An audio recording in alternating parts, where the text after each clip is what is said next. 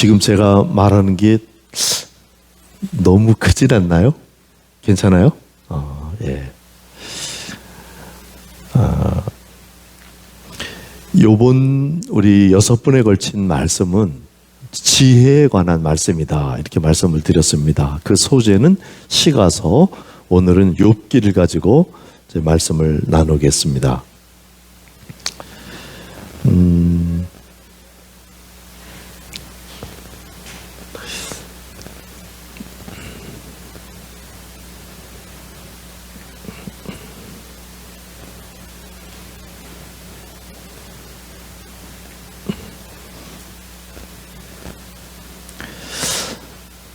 이 욥기를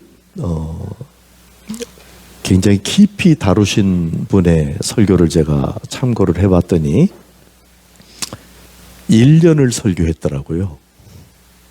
욥기를 가지고 1년을 쭉 설교를 하셨는데 사모님이 엄청 말리셨대요.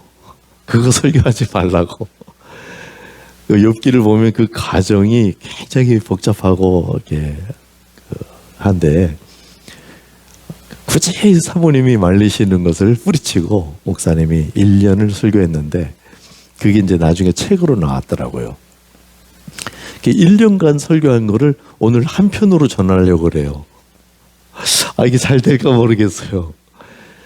저희 교회에서도 통번 설교를 이제 한다 하면서 욥기는 3번에 걸쳐서 설교를 했거든요.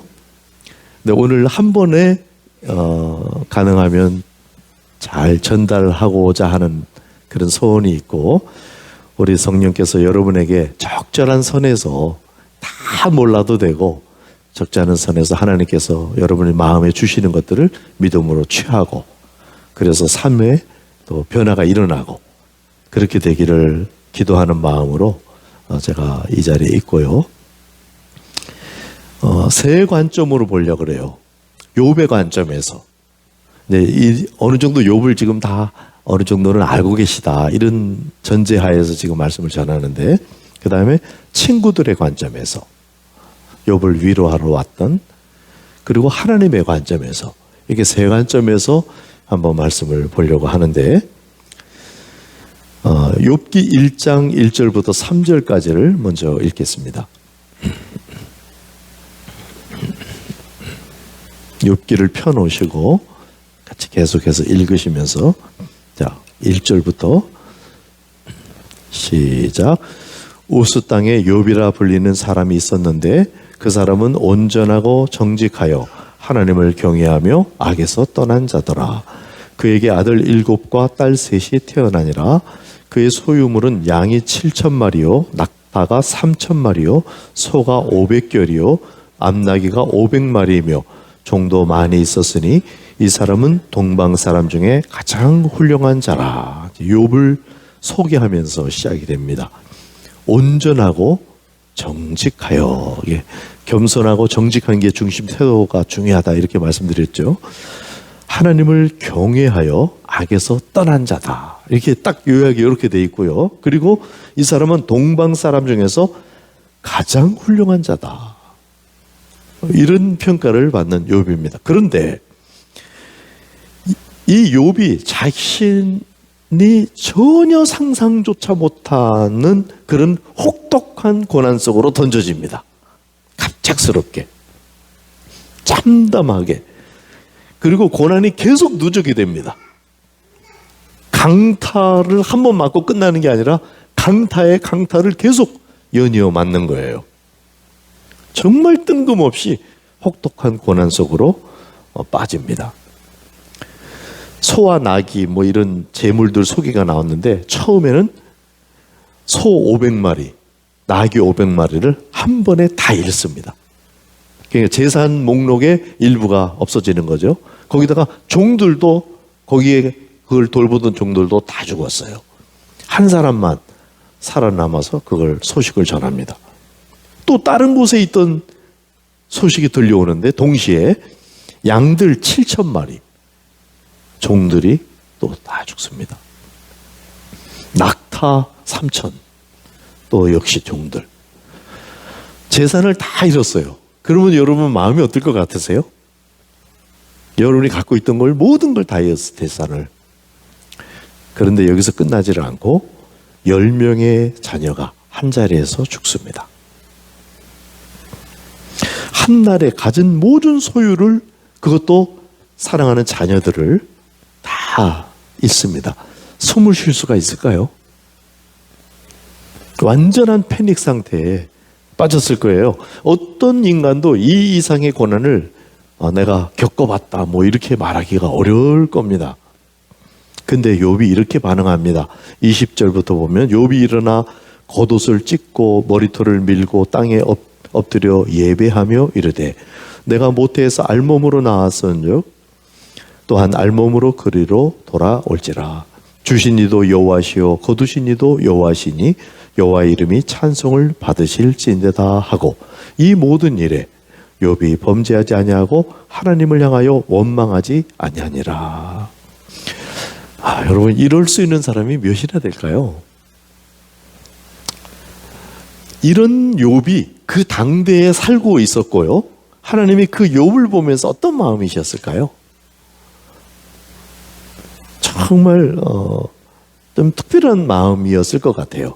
그런데 이런 훌륭한 욥이 혹독한 고난 속에 뜬금없이 왜 던져졌던 것일까요?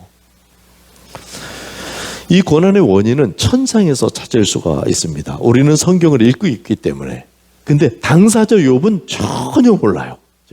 우리는 그것을 지금 성경을 읽어서 알고 있는 건데, 사탄과 하나님과의 대화가 있었어요. 그게 이제 6절부터의 내용인데, 사탄이 천사들의 회중에 이제 참여했어요. 근데 하나님이 내 종 욥을 주위에서 보았느냐 하고 사탄에게 욥을 자랑합니다. 그와 같이 온전하고 정직하여 하나님을 경외하며 악에서 떠난 자는 세상에 없느니라. 1절에 나온 그 설명이 그냥 나온 말이 아니었던 거죠.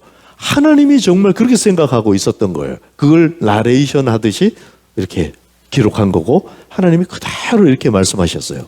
그러니까 사탄이 어찌 까닭없이 하나님을 경외하리까? 하나님이 잘해줘서 그런 거죠. 이런 대화가 있었어요. 그리고 하나님께서 욥을 자랑했고 사탄이 시험하도록 잠시 허락을 하게 됩니다. 이게 이제 고난의 원인인데, 그러니까 고난의 원인이 뭐예요? 뭘 잘못했어요? 우리가 생각할 때는 죄나 잘못, 실수 뭐 이런 것이 고난이죠. 근데 의인이었기 때문에, 하나님이 자랑했기 때문에 이런 문제가 생긴 겁니다. 그런데 이제 사탄이 이런 고난을 막 일으켜 놓고는 다시 하나님께 가서 두 번째 대화가 이루어져요. 역시 하나님이 돌아받느냐? 그와 같이 온전하고 정직하여 하나님을 경외하며 악에서 떠난 자가 세상에 없느니라. 반복해서 또 이렇게 말씀하셔요. 사탄은 욥은 그의 살과 뼈를 치소서. 욥이 아무리 훌륭해도 자기 가족, 그거는 자기가 아니니까요, 자기를 치십시오. 이렇게 또 합니다. 그리고 건강을 잃습니다. 얼마나 막 가렵고 한지 막 질그릇 조각으로 이걸 긁었다, 기와장으로 긁었다, 뭐 이런 말이 있어요. 마음이 무너졌는데 거기에 몸까지. 여기에 추가해서 정말 끔찍한 일이 생기는데요. 제가 생각해도 가장 겪고 싶지 않은 일 중에 하나인 것 같아요. 그건 뭐냐면, 그의 사랑하는 아내가 이르되 당신이 그래도 자신의 온전함을 굳게 지키느냐? 하나님을 욕하고 죽으라. 절망이죠. 다른 사람은 다 그래도 아내는 좀 나를 뭐 이런 기대가 있지 않겠어요? 근데 하나님을 욕하고 죽어라, 이렇게 아내가 얘기했는데, 사실 이 아내를 뭐라고 할 수도 없어요. 지금 이 아내도 10명의 자식을 잃어버린 엄마예요. 그러니까 마음이 얼마나 무너져 있고, 이게 지금 진짜 진심은 아니었을 거라고요. 그 말을 진짜 너무 속이 상하고 힘겹고 하니까 튀어나온 말일 것 같아서 함부로 정죄할 수가 없죠. 이게 절망에 절망 계속. 욥은 정말 다 잃은 거예요. 이때 욥이 2장 10절에 그가 이르되 그대의 한 말이 어리석은 여자의 말 같도다. 우리가 하나님께 복을 받았은즉 화도 받지 아니하겠느냐 하고 이 모든 일에 욥이 입술로 범죄하지 아니하니라. 와우. 그러나 그 속마음은 얼마나 고독했겠어요. 모든 것을 다 잃어버린 초라하고 병든 비참한 재앙의 남자가 된 겁니다. 조금 있다가 다행히 친구들이 이 욥을 위로하러 옵니다. 엘리바스, 빌닷, 소발이라 하는 친구들, 나이 차이도 많이 되고 뭐 그런 사람들인데 친구라고 소개를 했고요. 멀리서 찾아왔다 이렇게 성경은 기록하고 있습니다. 그리고 방문 목적 자체도 위로하고 격려하려 오는 거예요. 그리고 시간을 맞췄다는 것은요, 멀리서 오는데 따로따로 지역이 다르거든요. 미리 연락을 해갖고 어떻게 하면 이 위로가 극대화될까, 아마 이런 것까지도 의논한 세심한 진정한 친구들이었을 거예요. 근데 이 사람들이 와서 욥을 멀리서 보면서 일제히 울어버립니다. 각각 자기의 겉옷을 찢고 하늘을 향하여 티끌을 날리고 머리에 뿌리고 이러면서 밤낮 7일 동안 땅에 앉아서 한마디도 말을 못해요. 뭐 위로의 말을 건넨다든지 차마 말을 못해요. 그걸 7일 동안, 일주일이요. 그냥 몇 시간 그랬다는 게 아니에요. 일주일을 그렇게 시간을 보냅니다. 그때 욥이 이제 입을 열기 시작하는 거예요.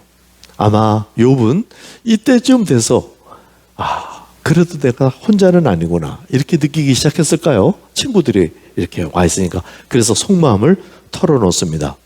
그 3장에 가는데 그 속마음이 이런 거예요. 그 후에 욥이 입을 열어 자기의 생일을 저주하니라. 3장 1절입니다. 욥이 입을 열어 이르되 난 날이 멸망하였더라면, 산의 하이를 베었다 하던 그 밤도 그리하였더라면, 그 밤이 캄캄하였더라면, 하나님이 위에서 돌아보지 않으셨더라면, 뭐 이런 식이에요. 자기의 생일을 저주하는, 차라리 내가 나지 않았더라면 하면서 친구들 앞에서 나 지금 이런 상태야. 완전히 나는 무너졌어.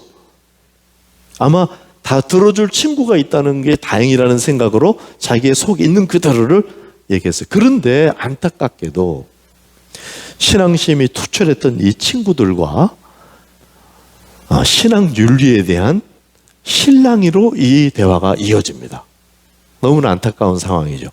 사실 이 친구들도 욥을 비판하거나 뭐 실랑이를 하거나 뭔가 따지거나 이러려고 온 사람들이 전혀 아니에요. 위로로 온 겁니다. 근데 이런 실랑이로 이어져요. 왜냐하면 욥이 너무나 욥답지 않은 말들을 막 쏟아냈기 때문에 그런 것입니다. 엘리바스가 누가 내게 말하면 내가 실증을 내겠느냐, 누가 참고 말하지 아니하겠느냐. 보라, 전에 내가 여러 사람을 훈계하였고 손이 늘어진 자를 강하게 하였고 넘어지는 자를 말로 붙들어 주었고 무릎이 약한 자를 강하게 하였거늘. 옛날엔 그랬는데 이제 이 일이 내게 이름에 내가 힘들어하고 이 일이 내게 닥침에 내가 놀라는구나. 다른 사람이 겪었을 때는 위로하는 듯 했는데 막상 네가 당하니까 너도 마찬가지구나. 이렇게 말을 지금 엘리바스가 한 거예요. 내 경외함이 내 자랑이 아니냐, 내 소망이 내 온전한 길이 아니냐 생각하여 보라.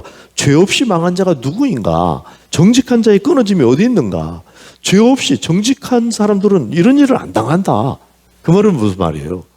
너 뭔가 죄가 있지 않느냐, 뭔가 하나님 앞에 부정직한 것이 있지 않느냐, 이렇게 한 거예요. 그리고 5장 8절에는 나라면 하나님을 찾겠고 내 일을 하나님께 의탁하리라. 욥이 이렇게 안 했겠어요? 이런 말을 합니다. 볼지어다 하나님께 징계받는 자에게는 복이 있나니 그런즉 너는 전능자의 징계를 업신여기지 말라. 막 이런 말들을 하니까 욥이 대답해요. 나는 하나님을 경외하고 있다. 나는 잘못한 게 없다. 하면서 막 항변을 합니다. 내게 가르쳐 나의 허물된 것을 깨닫게 하라. 막 이렇게 하면서 옳은 말이 어찌 그리 고통스러운 거, 너희 책망은 무엇을 책망함이냐. 너희가 남의 말을 꾸짖을 생각을 하나 실망한 자의 말은 바람에 날아갔느니라. 친구들이 한마디씩 다 거들어요. 왜냐하면 욥이 끝까지 이렇게 버티는 거예요. 난 잘못한 것이 없다. 사실이죠. 여러분이 만약에 그런 상황에 처했다고 생각해보세요. 난 억울한데 아무 잘못이 없는데 막 비난해. 그것도 먼 사람이 그러면 좀 낫죠. 근데 내가 의지하고 가까운 사람, 내가 좀 기대고 싶은 사람이 나한테 그랬을 때 얼마나, 이런 대화가 지금 계속 가고 있는 겁니다. 이 이야기가 길어질수록 우리의 이 상황 이해와 막 처절함과 이런 게 깊어질 거예요. 그것이 이제 쭉 가는 거예요. 근데 그것을 우리는 지금 빨리 읽고 지나갑니다. 어쨌든 엘리바스는 이게 너의 경건함 때문이 아니다, 이렇게 찍어서 얘기하고, 그런데 사실은 그의 경건함 때문에 이 일이 생긴 거예요. 그러니까 욥이 친구들이 짐작으로 비난을 했는데 숨겨진 죄가 있을 것이라고. 남에게 충고할 때는 잘하지만 자기가 당하니 말도 거칠어지고 하나님께 대드나, 이런 말들을 한 거죠. 이게 38장까지 가는 거예요. 그러니까 길죠. 그러니까 이것을 1년 동안 설교를 한다고 생각하기, 여러분 한번 듣는다 생각해 보세요. 그러니까 내가 생각할 때 설교를 결심한 그 목사님도 대단하지만 성도님들이 너무 훌륭하셨다. 그거를 다 끝까지 경청해 주셨다. 사모님이 그래도 말리다가 마른 사모님도 훌륭하시다. 다들 그래서 그런 작품이 나왔던 것 같아요. 어쨌든 이게 맨 끝에까지 거의 이런 대화가 갑니다. 그리고 이 세 친구의 말문이 드디어는 막혀요. 왜냐하면 욥이 끝까지 이 태도를 유지합니다. 그러니까 또 다른 청년이 나타나서 마지막 말을 막 자기의 진정성을 담아가지고 또 하는데, 이런 대화들이 이제 하나님이 등장하시 직전까지, 그리고 이제 드디어 하나님이 등장을 하십니다. 자, 하나님이 등장하시면 여러분이 막 혹독한 고난 중에 있고 오해를 받고 막 이러는데 하나님이 내 이름을 부르면서 나타나셨어요. 그러면 여러분은 어떤 말을 듣고 싶으세요? 욥아, 미안하다. 내가 사실은 너를 자랑했기 때문에 이 일이 생긴 거야. 만약에 이렇게 설명해 주신다면 그나마 너무 힘들어도 위로가 되지 않겠어요? 욥에게 이런 게 없어요. 하나님이요, 고난의 원인을 우리가 알고 있죠. 우리는 고난의 원인을 알고 있어요. 하나님이 욥을 자랑했기 때문이었어요. 근데 그 이유를 욥에게 한 말씀도 말씀하지를 않아요. 이때 하나님은 어떤 마음이었을 거야? 자기가 가장 아끼고 사랑하고 기대하는 그런 아들에게 진짜 이유를 말하지 못하는 이유가 있어요. 말하지 않는 이유가 있어요. 그때 심정은 어땠을까요? 이게 욥만이 아닙니다. 여러분, 내 인생이 너무 억울하다, 막 너무 힘겹다, 이렇게 생각하는 분들에게 한번 생각을 해볼 때 믿음의 거장들이 이런 일들을 겪습니다.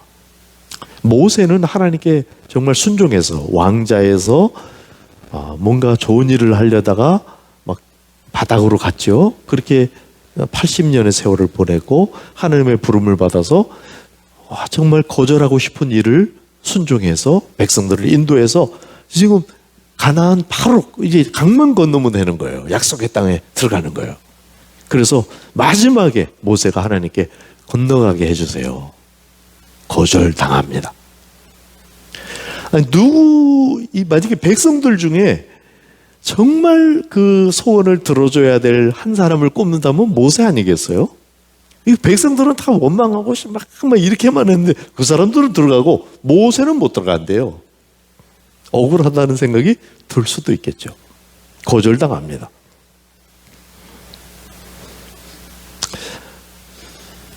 그렇지만 사실 하나님께서는 이 모세의 마음을 기억하셨던 것 같아요.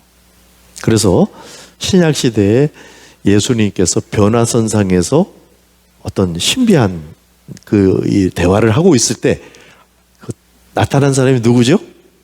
모세와 엘리야입니다. 모세가 그 땅을 밟았는데 거기가 변화산이에요. 거기는 크게 말하면 어느 땅이죠? 가나안 땅입니다. 그러니까 건너가고 싶었던 그 모세, 그때는 거절할 수밖에 없었던 이유가 있었어요. 뭐 율법의 문제, 이 전체 구도의 문제, 여러 가지 하나님께서 그런 게 있었어요. 그러나 모세에게 드디어는 땅을 밟게 하시는 거예요. 하필이 거기 모세가 꼭 와야 될 이유는 없거든요. 근데 하나님께서 땅을 밟게 하시는 거예요. 하나님이 이런 분이세요.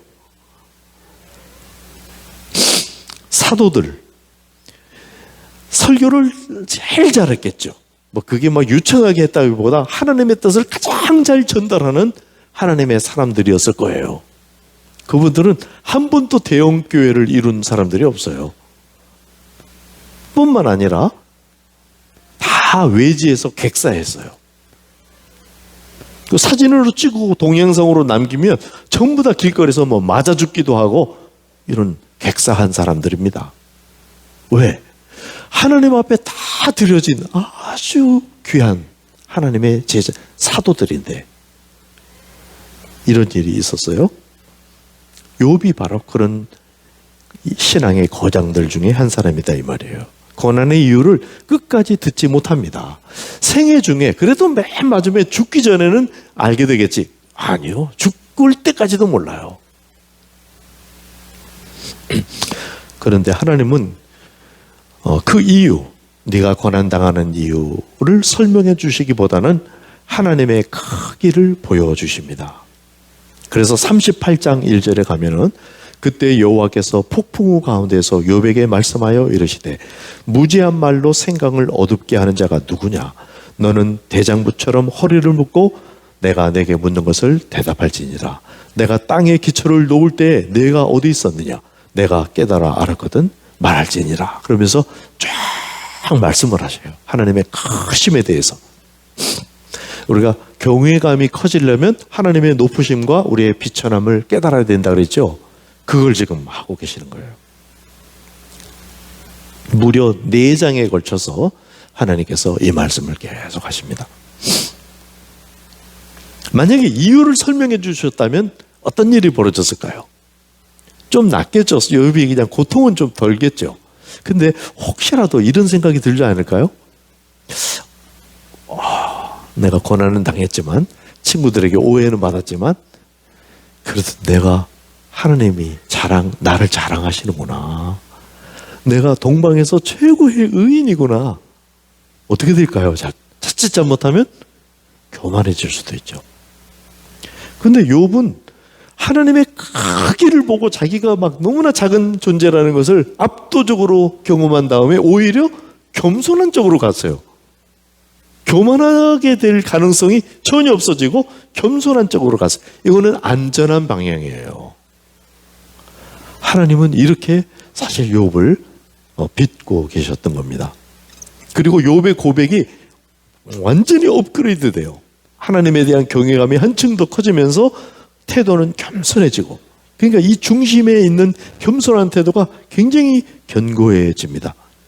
그래서 42장에 가면은 욥이 마지막에 여호와께 대답하여 이르되 주께서는 못하실 일이 없사오니 무슨 계획이든지 못 이루실 것이 없는 줄 아오니 무지한 말로 이치를 가리는 자가 누구니이까?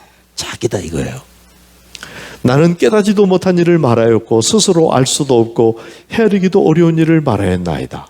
내가 말하게 싸우니 주는 들으시고 내가 주께 묻게 싸우니 주여 내게 알게 하옵소서. 내가 주께 대하여 귀로 듣기만 하였사오나 이제 눈으로 주를 배웁나이다. 그러므로 내가 스스로 거둬들이고 티끌과 재 가운데 회개하나이다. 욥이 이렇게 돼요. 하나님을 더 가까이 알게 됩니다. 내가 귀로만 듣다가 이제 눈으로 주님을 보게 됩니다. 여러분에게 이런 일도 있게 되기를 축복합니다. 그리고 사고 이후에 내가 지금까지 했던 모든 태도와 생각, 이게 전부 철회합니다. 회개합니다. 정당하다고 생각했거든요. 사실 정당했어요. 근데 그거를 다 철회하고 회개합니다. 그래서 친구들에게 공격당한다고 느끼면서 막 반발했던 그런 말들까지도, 그 말 아니라 그 태도까지도 다 회개를 해요. 완전히 욥은 새로운 차원의 사람으로 업그레이드 되는 거예요. 욥과 친구들이 막 논쟁을 했어요. 길게. 누가 옳죠? 누가 옳은 거죠? 친구들과 욥 사이에. 옳은 거로 하면 욥이 더 옳죠. 그런데 하나님께서 대화의 결론을 이렇게 맺으십니다. 42장 7절에 가면은 여호와께서 욥에게 이 말씀을 하신 후에 여호와께서 대만 사람 엘리바스에게 이르되, 이 사람이 제일 나이 많은 사람이라서, 내가 너와 내 두 친구에게 노하나니 이는 너희가 나를 가르쳐 말한 것이 내 종의 욥의 말같이 옳지 못함이라. 그런즉 너희는 수소 7과 숫양 7을 가지고 내 종 욥에게 가서 너희를 위해서 번제를 드리라. 내 종 욥이 너를 위하여 기도할 것인즉 내가 그를 기쁘게 받으리라. 너희들을 받아주겠다 이렇게 표현하기보다 다 받아주는 거예요. 근데 내가 욥을 받아주겠다 이렇게 그 사람들한테 이제 말을 하고, 이는 너희가 나를 가르쳐 말한 것이 내 종 욥의 말같이 옳지 못함이라. 쭉 하고 여호와께서 욥을 기쁘게 받으셨더라. 욥은 다시 모든 것을 회복합니다. 욥을 받아주셔서 욥이 기도를 통해서 친구들과의 관계도 다 회복합니다. 자, 욥이 고난당하는 이유는 뭡니까? 하나님이 자랑하신 인물이었기 때문이었어요. 죄나 잘못이 아니고 오히려 탁월한 의 때문에 혹독한 고난을 받게 됩니다. 거기다가 그 고난당한 이유를 자상하게 하나님께서 알려주시면 좋았을 텐데, 우리 생각에 하나님은 그렇게 하지 않으시고 하나님의 광대하심에 대해서 말씀해 주셔요. 그런데 놀랍게도 또 욥은 그 말에 토라지지를 않아요. 하나님 이럴 수가 있으세요? 이렇게 반응하지 않고, 이제야 내가 제대로 알았습니다. 그렇게 고백하고 성숙해집니다. 여러분들이 이렇게 되기를 축복합니다. 욥처럼 이렇게 고난을 깊이 받을 필요는 없어요. 하나님이 또 그렇게도 안 하실 거예요. 그러나 여러분 나름대로의 무게가 있을 겁니다. 여러분이 다른 사람은 별거 아니라고 생각할지라도 개인이 느끼는 무게와 고생과 힘겨움과 이런 것들이 있을 거예요.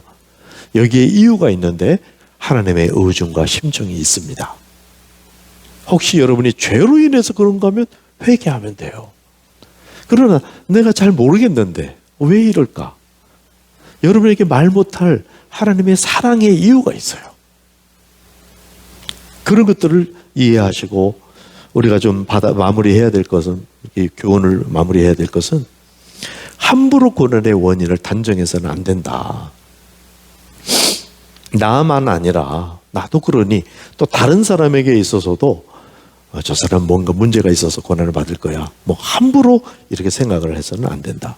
근데 너무 뻔한 경우도 있어요. 저 사람은 저거 뭐 잘못해서 이런 거야, 뻔한 경우도 있어요. 그게 분별이 되더라도 친구들의 태도는 조금 문제가 있잖아요.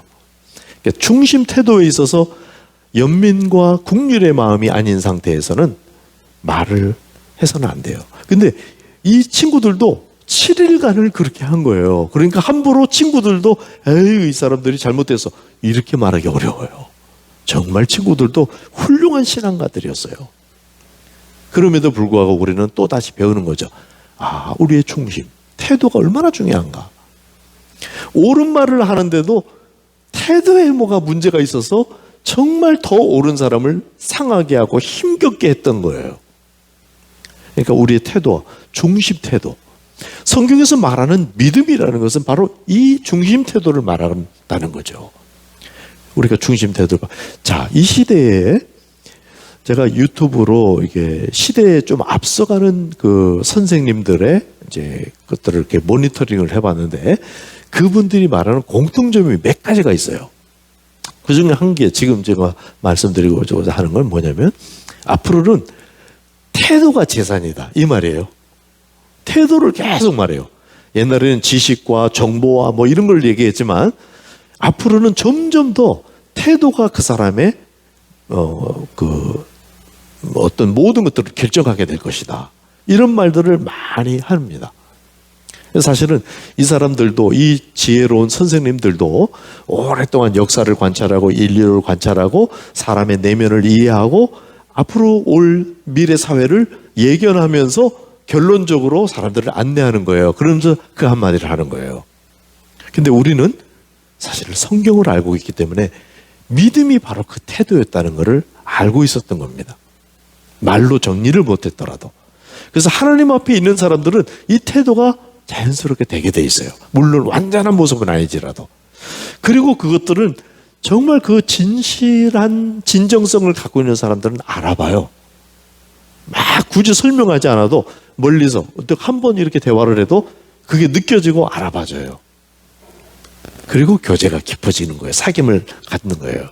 그런데 이 태도가 안 돼 있는 사람들은 시간이 지나도 이게 계속 성장하기보다는 자꾸 비틀어지고 전문가가 될수록 더 날카로워지고 힘겨워진다. 여러분, 여러분의 중심 태도를 바로 하시길 바랍니다. 겸손하고 투명한 하나님 앞에 있는 그대로를 다 갖고 나가는 정직. 그리고 이제 욥을 우리가 읽으면서 욥이 업그레이드가 됐구나. 내가 귀로 듣다가 이제 눈으로 보나이다. 그러니까 고난을 그냥 고생으로만 생각할 것이 아니라 이 고난이 나를 정말 업그레이드 시켜주는 정말 그런 내용이다 하는 것도 철저히 이해할 필요가 있어요. 왜냐하면 너무 힘드니까 이거를 모르면 우리가 너무 흔들린다고요. 그래서 이유는 모르더라도 고난 자체는 나에게 정말 유익이다. 신약 성경은 툭툭 던지죠. 고난은 유익이다. 그럼 우리가 아멘 이렇게 하도록 되어 있는데 이것을 구약의 큰 스케일로 이 말이 얼마나 중요한 무게의 말인지를 구약 성경은 설명해 주고 있는 거예요. 고난은 유익인 줄로 믿습니다. 그거를 받아들이라는 거예요. 그래서 우리 교회에 한 자매님이 계신데 어렸을 때부터 루푸스라는 병을 앓으면서 온몸에 막 질환을 다 경험합니다. 그 중에서 기억나는 이야기 하나를 저에게 해주는데 이 안구에 주사를 해야 되는 상황이래요. 이 안구가 돌아가잖아요. 눈을 뜬 상태에서 또 주사를 해야 되고요. 근데 이 마취도 할 수 없고요. 그래서 안구에다가 굵은 대바늘로 쭉 주사를 한대요. 그 경험, 그 어린 시절에 그런 거를 막 겪으면서 그걸 한 번이 아니고 그런 거를 하면서 자기가 너무나 고통스럽고 막 그랬는데 이제 신앙으로 들어오고 이렇게 되면서 우리 나눔 중에 그런 얘기를 하더라고요.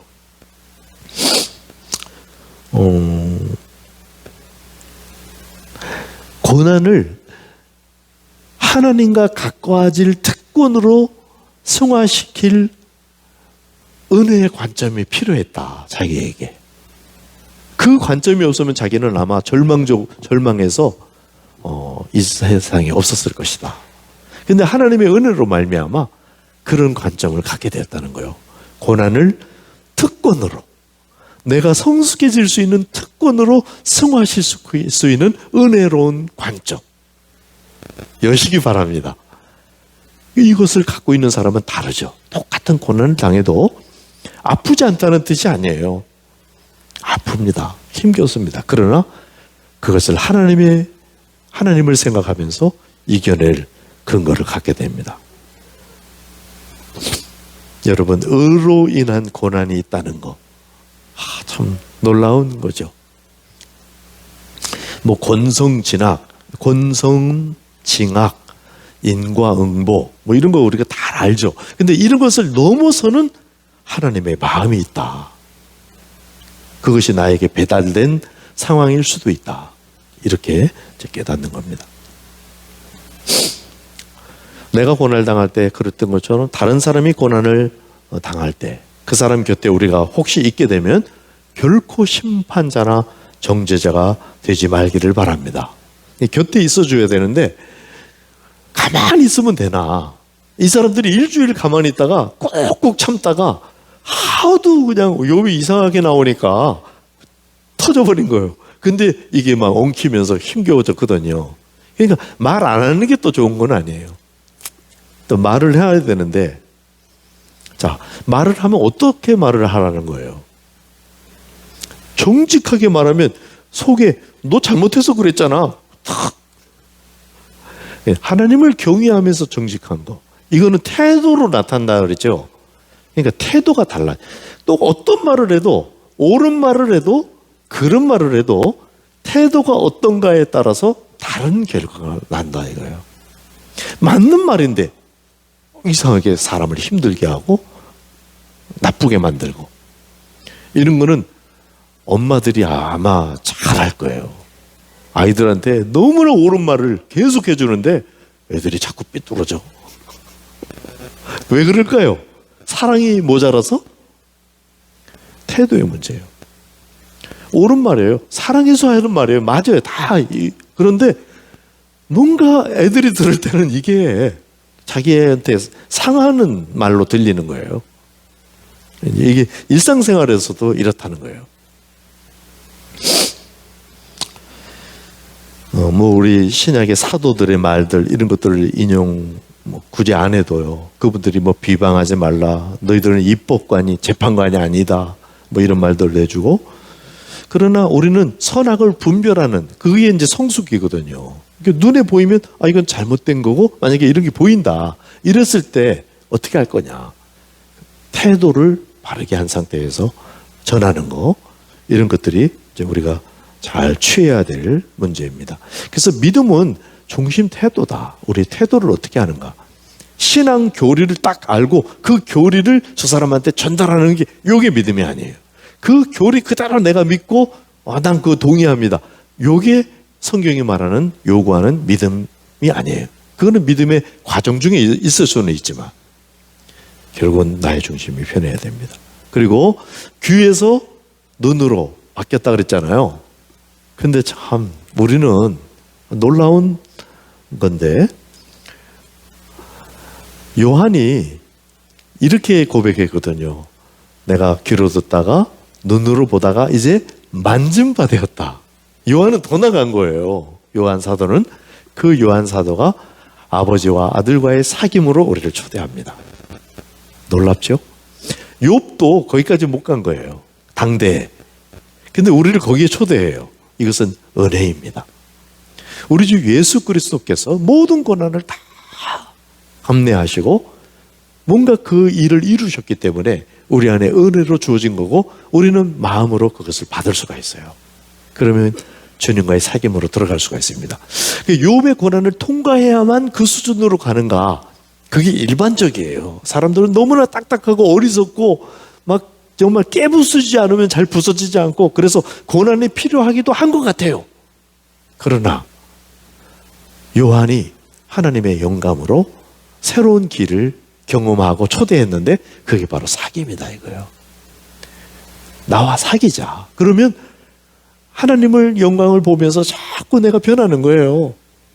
그래서 이런 혹독한 고난을 혹 통과하지 않더라도 우리 주 예수 그리스도께서 다 체험하셨기 때문에 그것을 믿음으로 취할 수 있는 길이 열리고 하나님이 기뻐하시는 자리까지 성숙해 나아갈 수 있다는 거죠. 이 길이 여러분에게 실제가 되고 체화가 되시기를 축복합니다. 친구들 관점에서 이렇게 한번 생각을 해보면요. 친구들의 말을 여러분이 한번 쭉 읽어보시면요. 너무나 옳은 말들이 많습니다. 여러분, 이사하거나 무슨 이제 가게를 열면 이렇게 딱 이렇게 붙여주는 말 있지 않아요? 그 성구 딱 붙여주는 거 있는데 그게 뭐냐면 시작은 미약하였으나 마지막은 창대하리라. 누가 한 말이게요? 이 친구들 중에 한 말이에요. 근데 문제는 이 친구들이 한 말이 다 옳아 보이는데 끝에 하나님께서 욥의 말보다 못하다 그러고 인정을 안 해주셨어요. 요게 문제입니다, 지금. 자, 친구의 말들을 한번 생각을 해보면 5장 6절에 엘리바스가 재난은 티끌에서 일어나는 것이 아니며 고생은 흙에서 나는 것이 아니니라. 이 말은 이유 없는 재난은 없다 이 말이에요. 원인이 모든 게 다 있다 이 말인데 사실 고난에는 이유가 있다. 어디서 많이 들어본 설교 같지 않나요? 멋있는 설교 제목 같잖아요. 고난에는 이유가 있다. 그리고 상당히 일리가 있는 말이죠. 불교의 통찰도 바로 그거예요. 뭔가 원인이 있다는 거예요. 그래서 그 원인을 우리 이 생애만 생각하면은 짧으니까 이걸 막 쭉 늘려갖고 연겁으로 해갖고 윤회까지 가져가고 막 이래갖고 하여튼 원인이 있다는 거예요. 그래서 그 원인을 해소하려고 자기를 성찰하도록 도와주려는 그런 시도를 보이는 것 같아요. 이유가 있다는 거예요. 그리고 또 이런 말도 합니다. 나라면 하나님을 찾겠고 내 일을 하나님께 의탁하리라. 지금 신앙인으로서 욥의 친구들이 하는 말이에요. 그럼 욥은요? 욥은 하나님을 안 찾고 있을까요? 욥이 지금 신앙의 태도로 안 보이는 거예요. 욥이 하는 말이. 사실은 욥이 하나님을 너무 바라기 때문에 더 아파요. 차라리 하나님을 바라지 않고 그러면 그냥 고난이 그냥 그런데 왜 하나님은 이 고난을 나에게 허락하셨고 모른 채 하십니까? 하나님이 임재해 주셔야 되는데 하나님의 부재만을 뼈저리게 느끼는 이 욥이 더 아픈 거였거든요. 그러니까 이 신앙인들인 친구들의 말이 정말 옳은 것 같은데 뭔가 욥에게는 안 맞는 거예요. 볼지어다 하나님께 징계받는 자는 복이 있나니 그런즉 너는 전능자의 징계를 없인 여기지 말라. 징계는 변장된 축복이라는 거죠. 여러분 이 말 어때요? 징계는 하나님의 변장된 축복입니다. 우리가 아멘 할 만한 말이잖아요. 이 말을 한 거예요. 친구들이. 아프게 하시다가 싸매시며 상하게 하시다가 그의 손으로 고치시나니 이렇게 쭉 하면서 징계를 달게 받으면 하나님께서 구원하신다는 말이에요. 그래서 결국 두려워하지 아니할 것이다. 두려워하지 말래요. 위로의 말까지 다 들어있어요. 그러니까 심지어는 희망의 메시지까지도 이 친구들의 말 속에 다 들어있단 말이에요. 구원의 하나님을 말하고 있어요. 이 얼마나 옳아요. 너무나 다 옳은 말씀이에요. 성경 전체의 맥락도 그것을 말하고 있고요. 그런데 이게 진리로라기보다는 일리 있는 말인 거예요. 왜냐하면 하나님께서 42장에서 이게 네 말이 다 맞다 하고 인정을 안 해주셨다 이 말이에요. 욥의 대답. 욥은 어떻게 느꼈냐면 6장 25절에 옳은 말이 어찌 그리 고통스러운고. 욥도 친구들이 말하는 것을 옳다는 것을 알고 있었던 거예요. 그래서 더 아픈 거였어요. 더 고통스러운 거예요. 저게 맞는 말인데 이게 왜 나한테는 안 맞지? 내가 했던 말인데 이게 뭐지? 이런 혼동을 느끼고 있는 거예요. 틀린 말이 아니어서 무시할 수가 없고 일리 있는 말이기 때문에 더 아프고 고통스러워. 그렇지만 욥의 심정은 어떤 거냐면 공감받고 싶은 거예요. 친구들한테. 그래서 이렇게 말해요. 낙심한 자가 비록 전능자를 경유하기를 버릴지라도. 이건 뭐예요? 이거 잘못 아주 위험천만한 길로 간 거죠. 그랬을지라도 그의 친구들로부터 동정을 받느니라. 욥이 이렇게 말하는 거예요. 욥이 내가 정말 이상한 말을 하고 신앙을 막 저버리는 듯한 그런 태도를 취할지라도 너희들이 정말 친구라면 나를 동정하는 것이 옳지 않냐. 이렇게까지 말하는 거예요. 정말 공감받고 싶었던 거죠. 그리고 이제 이런 상황에서 욥이 하나님 앞에 자신의 심정을 호소합니다. 벌써 이 고통이 여러 달이 되었고 이게 지금 7장에서 고백한 거거든요. 욥이 하나님께 이제 고백을 시작하는 게. 그러니까 아직까지 많이 남았어요. 몇 달을 지금 고통 중에 있고 밤에는 잠들 수가 없고 낮에는 침을 삼킬 수가 없어요. 너무 힘들어요. 상처가 터졌다가 아물었다가 터졌다가 아물, 이걸 반복하기 때문에 회복될 기미가 보이질 않아요. 그래서 욥이 뭐 외마디처럼 하는 이 기도 자체도 기도라기보다는 더 참을 길이 없어서 비명을 지르는 거예요. 하나님의 응답을 받지 못한 채 그러면서 나는 사라져가고 있습니다, 이렇게 하고 있는 거예요. 그러면서도 나름대로 논리는 있고 생각은 돌아가기 때문에 친구들하고 계속 논쟁을 벌였는데 그게 37장까지 갔고 하나님에 대한 일리 있는 설명들로 가득합니다. 그래서 욥의 이 중간 그 욥기를 읽다 보면은 이걸 우리가 어떻게 받아들여야 되지? 끝을 안다면, 끝을 모른다면 아멘 아멘 하면서 잘못 읽을 수도 있어요. 예를 들면 시작은 미약하으나 나중은 창대하리라. 이 말은 뭐 해도 될 것 같잖아요. 그게 틀린 말은 또 아니고요. 근데 이게 진리는 아닌 거예요. 하나님께서 아까 제가 인용해 드린 대로 욥의 말같이 옳지를 않다. 그래 놓고는 욥의 말 너도 사실은 옳은 것이 아니다 하고 이제 말씀하신 거예요. 그래서 그때 여호와께서 폭풍우 가운데 욥에게 말씀하여 이르시되 무지한 말로 생각을 어둡게 하는 자가 누구냐? 누구라는 거예요? 욥이라는 거죠. 욥의 말 속에 옳은 말도 많이 있었지만은 생각을 어둡게 만드는 그런 말도 섞여 있었다고 말씀하시는 거예요. 욥에게 말씀하시되 트집 잡는 자가 전능자와 다투겠느냐? 하나님을 탓하는 자는 대답할지니라.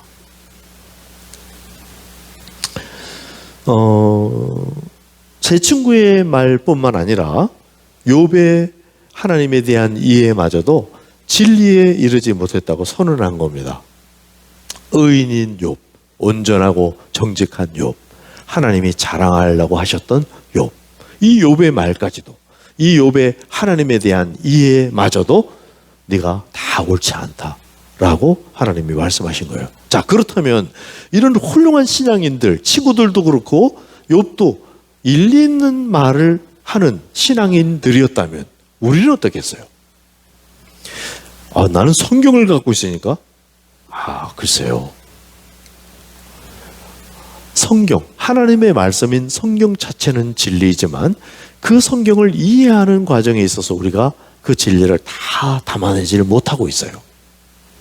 나름대로의 해석을 하는데 그 해석은 진리를 해설하는 하나의 일리일 뿐이에요. 겸허해야 돼요. 열린 결론을 갖고 있어야 돼요. 막 이게 다다 이렇게 딱 닫으면, 제가 믿음을 중심 태도로 바꿔서 말한 이 말은 굉장히 진전이 있는 말인 것은 맞습니다. 그러나 열어놓고 있는 거예요. 이게 완전히 끝말이 아니에요. 정말 하나님의 진리에 다가서려는 그런 마음 태도를 가지고 가고 있는 것이지, 그것이 완전히 최종 진리여서 이 말하고 안 맞는 말을 하는 사람들은 다 틀린 말이고 그런 태도가 아니라 이 말이에요.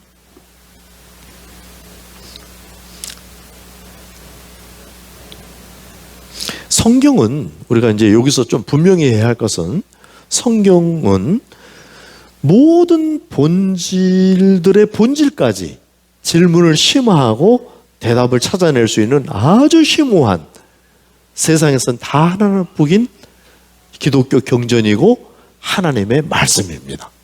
성경은 그런 거예요. 그런데 성경을 해석을 하면 그 해석이 다 너무 흐릿하다 그런 뜻은 아니지만, 해석을 하는 순간 그것은 진리 그 자체에서는 조금 양보할 수밖에 없는 태도를 가져야 돼요.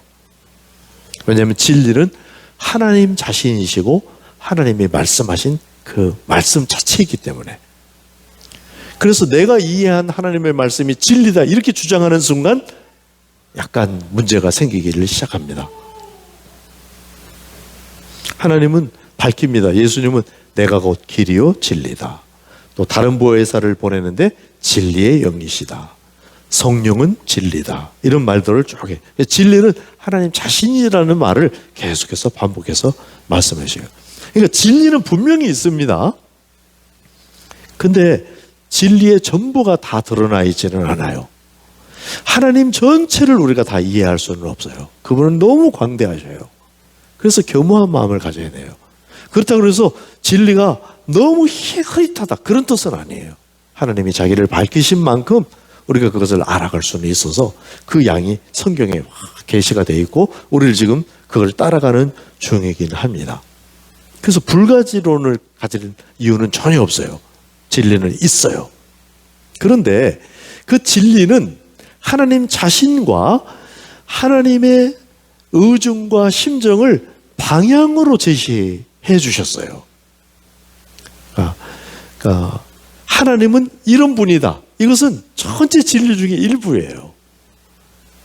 그리고 내가 하나님은 사랑이다 이렇게 말했을지라도 사람마다 이해가 다 달라요. 하나님은 사랑이다 이렇게 했을 때 그 문장 자체, 하나님이 말씀하신 그 의도 자체는 진리인데 우리가 생각하는 것은 일리에 불과한 거일 수가 있단 말이에요. 그러니까 겸허해야 한다 말이에요. 진리를 추구하는 사람마저도 겸허해야 돼요. 나는 진리를 가졌고 너희는 그렇지 않으니까 하고 딱딱한 태도가 되면 벌써 뭔가 문제가 있어요. 대체로 우리 역사 속에 진리에 대한 성급한 확신을 가진 사람들이 폭력적이었습니다. 그래서 마녀 사냥을 하고 사람을 함부로 단두대로 보내고 이런 것들을 내가 진리를 가졌다는 그런 교회에서 일어난 일들이 돼버린 거예요. 전쟁을 일으키기도 하고 사람들을 비판하기도 하죠. 그러니까 이거는 하나님의 심정과 멀어지는 거예요. 진리를 가졌다고 생각했는데 지금 이 친구들이 정말 하나님을 사랑하고 욥을 아꼈거든요. 자기들은 이게 확실하다고 생각했어요. 그런데 욥을 한없이 힘들게 만들고 하나님의 인정도 못 받은 거예요. 이게 이 세상에서도 그대로 이런 일들이 지금 있다. 진리를 수호하는 이런 걸 주장하는 사람들이 교회를 분리시켜 왔어요. 아이러니하게도. 왜 그럴까? 하나님의 의도와 왜 멀어질까? 왜냐하면 진리는 스스로 진리 자신을 지킬 능력이 얼마든지 있습니다. 왜냐하면 그분 하나님이셔요. 그러니까 우리가 진리를 보호해드려야 될 만큼 약하질 않아요. 우리는 진리를 지킨다 이런 뜻을 어떤 식으로 사용해야 되냐면 내가 진리를 보호한다. 법궤가 쓰러질까 봐 우사가 가가지고 내가 이 법궤를 보호해줘야지 만졌는데 직사한 거예요. 그런 태도는 안 맞는 거예요. 하나님께. 진리를 수호한다. 진리를 지킨다는 말은 무슨 말이냐면 우리의 마음이 겸허해져서 진리를 받아들일 그런 중심 태도를 갖춘다. 이런 뜻이라야 된다 이거예요. 이걸 내가 지키고 요거 다른 말 하는 사람들은 다 죽었어. 이러면 안 돼요. 그래서 이 성경이 말하는 진리는 세상이 말하는 진리보다 더 깊은 심오한 영역으로 우리를 인도하고 모든 세상에 일리 있는 말들을 복종시키고 그 위에 서는 것입니다. 그래서 우리는 진리를 따르는 사람들이다 보니까 계속해서 그걸 바라보고 겸손하면서 세상에 일리 있는 말들도 그냥 일리 있는 말로 이해를 해야 돼요. 거기에다 막 나를 다 던지고 그러면 위험한 겁니다. 우리를 던질 것은 하나님 자신뿐이에요. 하나님은 그것을 얼마든지 또 받으시고요. 자, 우리는 그런 걸 이해하는 사람으로서 어떻게 우리는 변해야 되느냐. 욥기를 읽고 고난을 당할 때, 고난당하는 이들의 곁에 있을 때 내 마음에 겸손과 연민의 마음이 있는 그런 사람이기를 사모해야 합니다. 그리고 인리의 사람에서 진리의 사람으로 바뀔 것을 소원해야 됩니다. 이건 다 겸손하고 열린 태도예요. 겸손과 정직 이게 다 지금 같은 말을 반복하고 있는 거예요. 그래서 맞는 말이 그리 중요하지 않은 거라는 걸 알아야 돼요. 맞는 말을 해놓고도 하나님께 야단 맞았잖아요.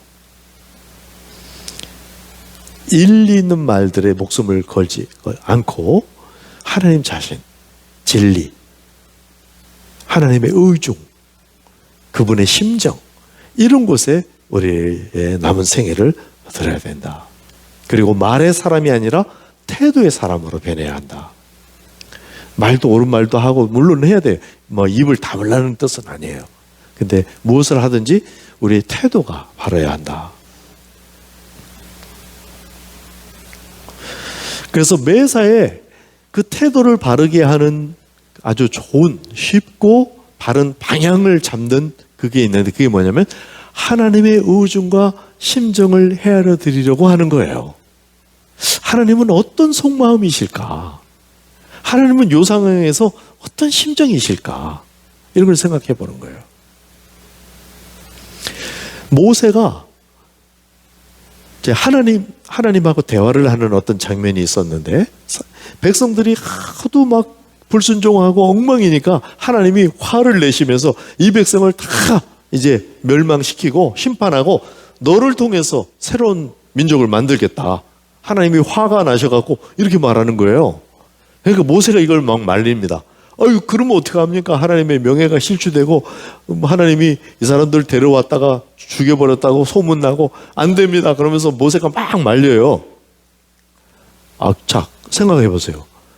하나님은 좀 속이 좁아갖고 더 이상 못 참고 백성들을 막 심판하려고 하고, 모세는 마음이 넓어가지고 하나님 그러면 안 됩니다. 이러고 있는 건가요?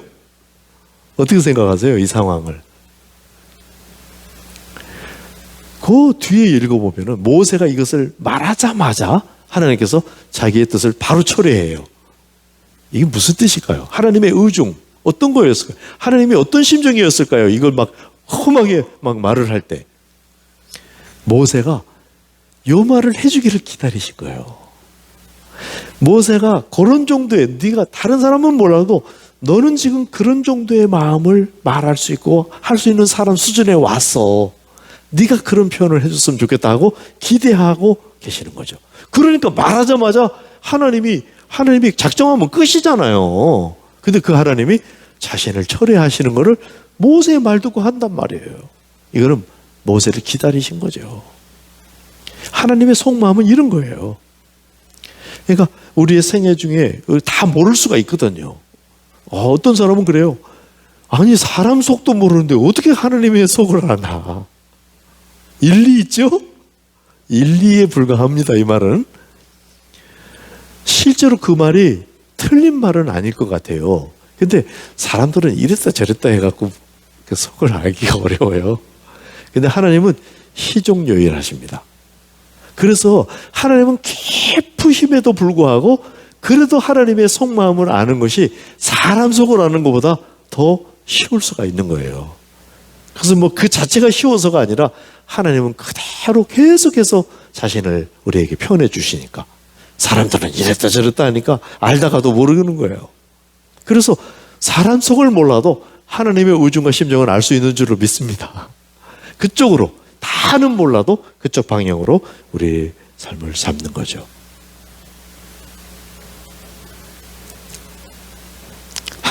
하나님께서 고난을 허용하셨던 그 의중. 조금만 더 깊이 들어보고 이제 거의 마무리 단계인데, 분량이 너무 많아갖고 제가 지금 막 건너뛰면서 얘기를 하다 보니까 오히려 여러분한테 혼돈이 될까봐 걱정이 되는데, 조금만 더 몇 사람을 살펴보면요, 아브라함이 왜 믿음의 조상일까? 아브라함을 읽어보면 실수도 많고, 특히 여성들이 읽으면 열불이 날 만한 행동들을 가끔 하거든요. 아내를 막 이렇게 한다든지. 근데 아브라함이 믿음의 조상입니다. 아브라함 그러면 이제 하나님께서 그 아브라함의 믿음을 인정하는 장소가 모리아 산이죠. 이삭을 이제 바치게 되는 모리아산 이야기가 성경에서 2번 나와요. 딱 2번. 모리아산 너무 유명하다 보니까 우리가 다 알고 있는데 사실은 2번밖에 안 나옵니다. 창세기에 한 번 아브라함 이삭 바칠 그 시점에 하나 나오고, 그 다음에 솔로몬이 우리 아버지 다윗이 하나님께로부터 이걸 받았다. 성전을 어디에 건축해야 될지 이것을 하나님께로 받았다 할 때 모리아산 얘기가 나오는 거예요.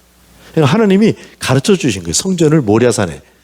그 가르쳐 주시는 그 과정까지도 굉장히 복잡하지만 사실 하나님이 진짜 다윗을 정말 빚어가면서 그게 받을 수 있는 손을 만들고 주시는 건데요. 모리아산은 어떤 것이냐? 이삭을 자기 아들을 드립니다. 자, 그 당시에 다른 종교들은 그렇게 해도 여호와 종교는 그렇게 하면 결코 안 되는 종교예요. 근데 하나님이 아브라함이 그렇게 요구해요. 말도 안 되는 요구거든요. 해서는 안 되는 요구고 순종해서도 안 되는 요구예요. 근데 아브라함이 순종을 합니다. 그러니까 하나님이 마음이 급해져 갖고 아브라함 하고 말리고 이제 그렇게 일이 안 일어나도록 하나님이 이제 조치를 하셔요.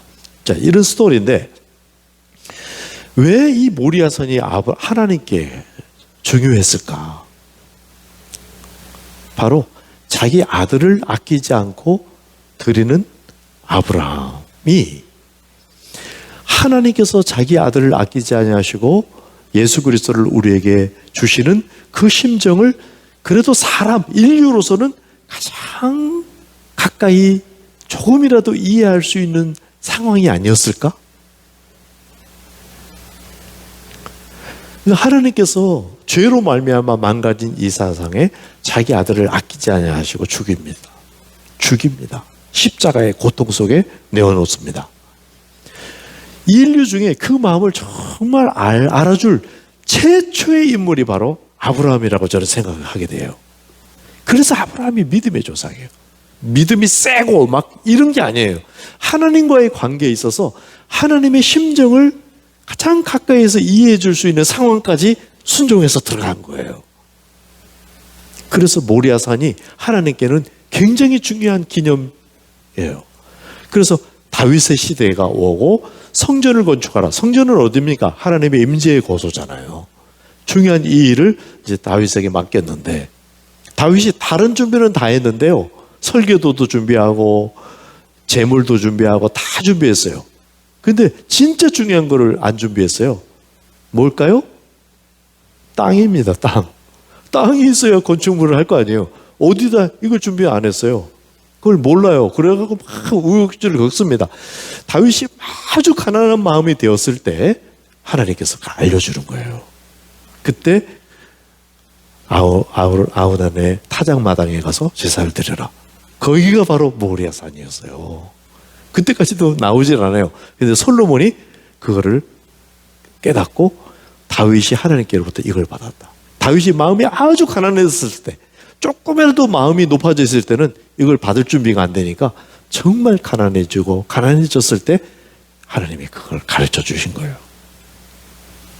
그래요. 그게 모리아산이고 모리아산에 성전을 건축하는 겁니다. 하나님은 모리아산을 기억하고 계시는 거예요. 모리아산은 뭡니까? 자기 아들을 내어주신 그 마음을 이해해주는 그 최초의 인물 아브라함.